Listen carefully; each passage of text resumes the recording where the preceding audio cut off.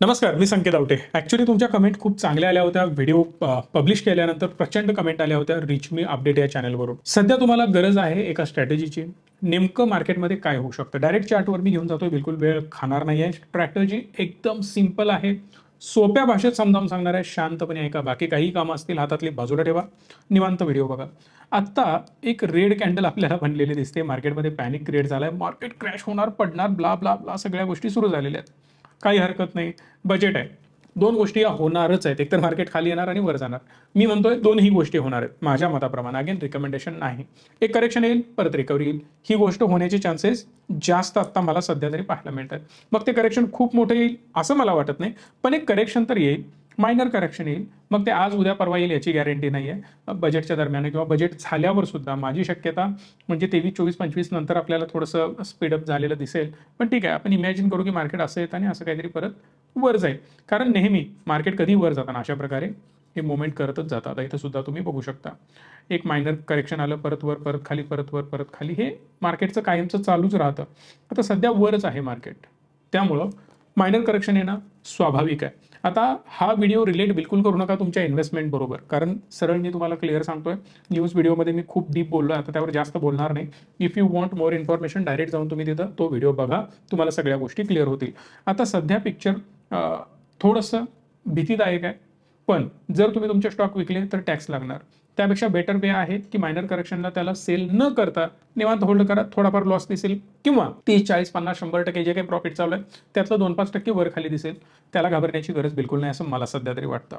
So आता scenario दोन आपण पकडून चालूयात. एक मार्केट खाली येणार आणि त्यानंतर वर जाणार. सो जर मी मार्केटमध्ये ट्रेड करतोय तर नेकेड ट्रेड करणं कायम धोक्याचं असतं. मी नेहमी तुम्हाला सांगतोय. ज्याला प्रॅक्टिस आहे तो स्कॅल्पिंग करू शकतो. अदरवाईज शांतपणे हेज्ड पोझिशन असणं कधीही फायद्याचं.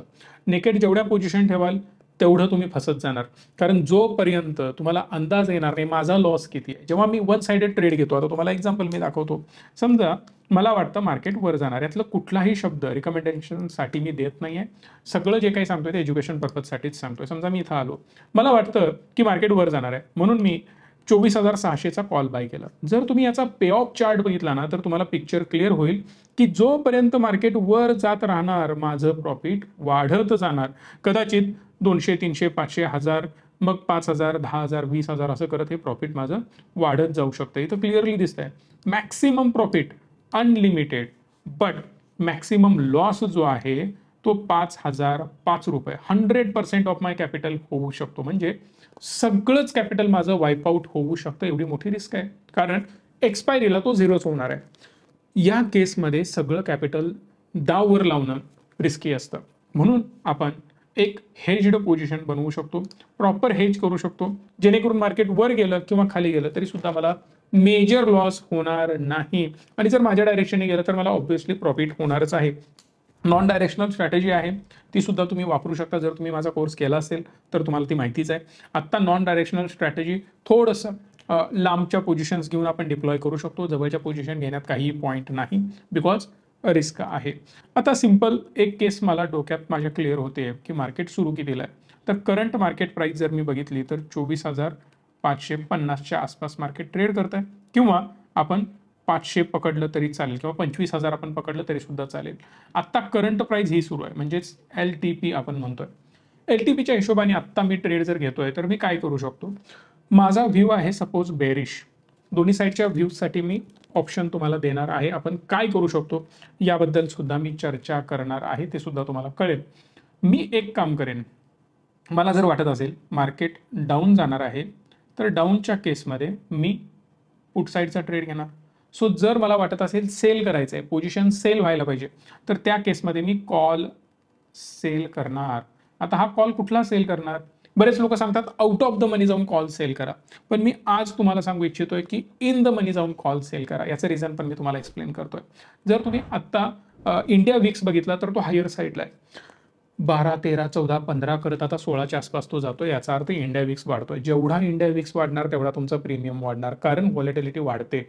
प्रीमियम जेवढा वाढणार तेवढा ऑप्शन सेलरला फायदा होणार आहे. मग मी एक काम करणार की जर मला वाटतं प्रीमियम अजून खाली जाऊ शकतात तर त्या केसमध्ये मी ट्रेड घेणार आहे, तो कॉल सेल करण्याचा घेणार आहे. कुठला कॉल मी सेल करणार? कदाचित मी 24,400चा कॉल सेल करू शकतो. पण जर समजा कॉल सेल केला आणि मार्केट खाली गेलं, प्रॉफिट होणार की लॉस? लॉस होणार, कारण मार्केट खाली जात आहे आणि तुम्ही कॉल घेतलाय. असं जर तुम्हाला वाटत असेल तर तो तुमचा गैरसमज आहे, कारण आपण कॉलला केलेला आहे सेल. जे लोक एकदमच नवीन आहेत त्यांच्यासाठी मी सांगतोय, कॉल सेल केला असेल तर मार्केट खाली जायला पाहिजे, तेव्हाच प्रॉफिट होणार. कॉल बाय केला असेल तर मार्केट वर जायला पाहिजे, तेव्हाच तुम्हाला प्रॉफिट होणार आहे. मार्केट खाली आलं तर माझा कॉल जो मी सेल केलाय तो प्रॉफिट देणार. मार्केट वर गेलं तर तुम्हाला लॉस देणार. मग लॉस कुठल्या बाजूला होणार आहे? वरच्या डायरेक्शनला होणार आहे. याच वरच्या डायरेक्शनला प्रोटेक्ट करण्यासाठी मी अजून काहीतरी डाव आखू शकतो, मग त्यालाच म्हणतात हेज बाय करणं. हेज बाय करणार. कोणता हेज बाय करायचा? तर ऑब्विस आहे कॉलच बाय करणार. पुट बाय करून चालणार नाही, कारण ऑलरेडी आपण पुट साईडचा ट्रेड घेतलेला आहे कॉल शॉर्ट करून. याचा अर्थ मला कॉल बाय करावा लागेल, आणि यासाठी मी कॉल कुठला बाय करेन? आउट ऑफ द मनी जाऊन मी कॉल बाय करणार आहे. कुठला असेल तो? कदाचित 25,700चा असेल. आता यामुळे काय होणार हे पण लक्षात घ्या. जर मी out of the money call buy करतोय तर समजा याची प्राइस आहे 100 रुपये, तर हा इन द मनी आत्ता असताना याची प्राइस कदाचित 300 रुपये असेल, 200 रुपये असेल, 150 रुपये तरी असेलच. म्हणजे याचा अर्थ याच्यापेक्षाही अमाऊंट खूप जास्त असणार आहे, किंवा बऱ्या प्रमाणात जास्त असणार आहे. त्याचा फायदा मी उचलू शकतो. आता हा फायदा कसा उचलणार? सिंपल आहे. मार्केट दोन गोष्टी करू शकतं. एक तर मी सेल केलेला आहे, मार्केटने खाली येणं मला अपेक्षित आहे, पण कदाचित मार्केट वर जाईल, त्या केसमध्ये मला लॉस होणार. तो लॉस जो आहे ना तो छोटा असणार आहे. रिझन बिहाइंड दॅट की हा जो प्रीमियम आहे तो ऑटोमॅटिकली ड्रॉप होत जात असणार आहे, कारण मार्केटमध्ये जसा वेळ तुमचा पुढे जाणार आहे तस तसा प्रीमियम डाऊन होत जाणार आहे. आणि त्यातच जेव्हा हा वर जायला सुरू करेल, हळूहळू हळू बजेटचे दिवस पुढे जायला लागतील, तसं तसं ऑटोमॅटिकली विक्स तुमचा कमी होणार, आणि जेवढा विक्स कमी होणार तेवढा जास्त प्रीमियम ड्रॉप होत जाणार आहे. आणि याचा फायदा इथं आपल्याला बऱ्या प्रमाणात होऊ शकतो, म्हणजे मेजर लॉस हा होऊ देणार नाही, आणि हा मात्र आपल्याला ठीकठाक लॉस देईलच. पण प्रॅक्टिकली याला मी तुम्हाला दाखवणार आहे की हा कसा वर्क होईल. फक्त एक काम करायचं, यामध्ये करंट एक्सपायरीच्या जवळही जायचं नाही. एक्सपायरी कुठली घेणार मी? दूरची एक्सपायरी घेणार, जेणेकरून माझा जो करंट टाइम डिके आहे तो वाचेल. दुसरी महत्वाची गोष्ट, आपण जो करंट एक्सपायरीमध्ये जो ट्रेड घेणार आहोत ना, त्यामध्ये हेवीली फ्लक्च्युएशन आलं तर गडबड होऊ शकते, ऍडजस्टमेंटला थोडासा वेळ कमी मिळतो. पण जर मी लांबचे ट्रेड घेतोय, लांबची दूरची एक्सपायरी घेतोय, तर मला त्याचा फायदा आहे, तेवढा मला वेळ आहे, ऍडजस्टमेंट बऱ्या प्रमाणात करता येतात. आता ऍडजस्टमेंटवर जाण्यात काही पॉईंट नाहीये. चला तर मी प्रॅक्टिकली स्ट्रॅटेजी तुम्हाला बिल्ड करून दाखवतो. ऍक्च्युली तुम्हाला 25,700ला वगैरे कॉल बाय करण्याची गरज नाही, हेच कारण तो खूप जास्त लांब होईल. आता प्रॅक्टिकली आपण किती घ्यायचं हे मी तुम्हाला दाखवतोय. समजा 24,400चा जर मी कॉल शॉर्ट करतोय, तर त्यासाठी फंड रिक्वायर्ड किती आहे हे बघणं गरजेचं आहे. अप्रॉक्सिमेटली 72-73 हजार आपण पकडून चालू, 80 ते 90 हजार रुपये आपल्याला लागतील. जर समजा इथं मी 72-80 हजार रुपये वगैरे स्पेंड करतोय, तर त्यासाठी जर हेज असेल तर मला बरं पडेल.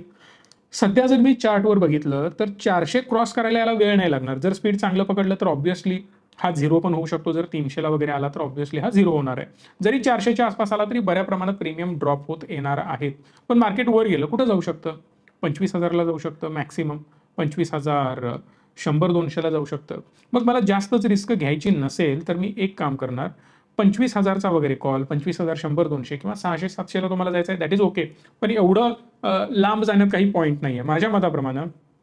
25,000, 100 किंवा 25,000, 150 किंवा 25,000 आपण घेऊ शकतो. आता हा मात्र आपल्याला बाय करायचा आहे. हा जेव्हा तुम्ही बाय करताना तुमची रिस्क बऱ्या प्रमाणात कंट्रोलमध्ये येते. आता फक्त मी यांच्या एक्सपायरी चेंज करतोय. 25 जुलै ऐवजी मी 29 ऑगस्ट करतोय, डायरेक्ट पुढच्या महिन्याची एक्सपायरी. आता जुलै सुरू आहे, आज आहे 20 तारीख, पण आपण बोलतोय पुढच्या महिन्याबद्दल.